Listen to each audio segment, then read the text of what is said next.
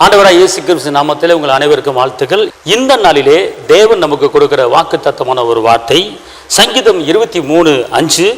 சத்துருக்களுக்கு முன்பாக நீர் எனக்கு ஒரு பந்தியை ஆயத்தப்படுத்தி என் தலையை எண்ணெயால் அபிஷேகம் பண்ணுகிறேன். அன்பார்ந்தவளே, உங்கள் எதிராளிக்கு முன்பாக, உங்களுக்கு விரோதமாய் எழும்பவர்களுக்கு முன்பாக கர்த்தர் இன்னைக்கு உங்களுக்கு ஒரு பந்தி ஆயத்தப்படுத்துகிறார்.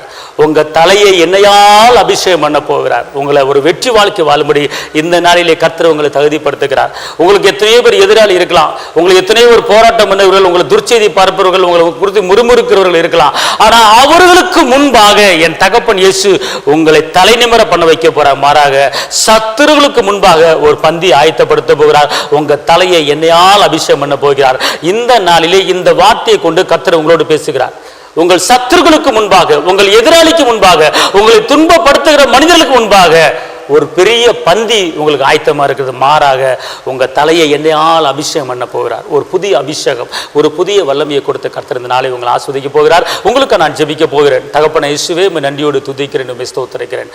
ஆண்டவரே, இந்த வார்த்தையை கேட்டுக்கொண்டிருக்கிற ஒவ்வொரு தேவ பிள்ளை வாழ்க்கையிலும் இருக்கிற எல்லா சத்துருவின் போராட்டங்கள் முறியடிக்கப்பட்டு போவதாக, சத்துருவுக்கு முன்பாக ஒரு பந்தியை ஆயத்தப்படுத்தி தலையை எண்ணெயால் அபிஷேகம் பண்ணுகிற என் தகப்பனை இந்த நாளிலே ஒவ்வொருவரும் ஆண்டவரே, எத்தனை குறைகளுள்ள வாழ்க்கை வாழ்ந்தாலும், ஒரு குறைபாடு உள்ள வாழ்க்கை இருந்தாலும் இந்த நாளிலே ஆண்டவரே கர்த்தாவே, சத்துருக்கள் வெட்கப்பட்டு போகும்படியாக உம்முடைய பிள்ளைகளை தலைநிமிர பண்ணுங்க தகப்பனே.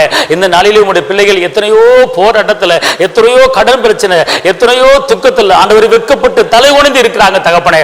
அநேகர் இகழும்படியாக, அநேகர் எள்ளி நகையாடும்படியாக அப்படிப்பட்ட ஒரு சூழ்நிலை உம்முடைய பிள்ளைகள் இருக்கலாம் தகப்பனே.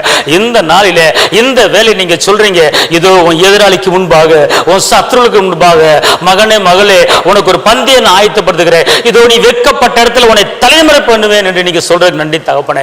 ஆண்டவரே, தலையை எண்ணெயால் அபிஷேகம் பண்ணி உயர்த்த போறாக்கு நன்றி அப்பா. இந்த நாளிலே ஒரு தீர்க்க தரிசனமான ஒரு வார்த்தை, இதோ நீங்க எந்தெந்த இடத்துல வெட்கப்பட்டீங்களோ, எந்தெந்த இடத்துல தலை குனிந்தீங்களோ, அந்தந்த இடத்துல உங்களை நான் தலைநிமிர பண்ண வைக்க போகிறேன்.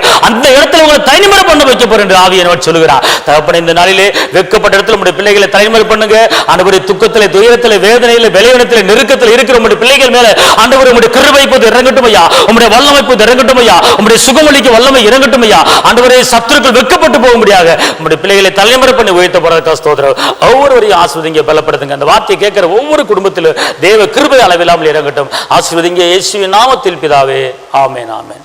கர்த்தர் உங்களை ஆசீர்வதிப்பார். தேவனுக்கு மகிமை.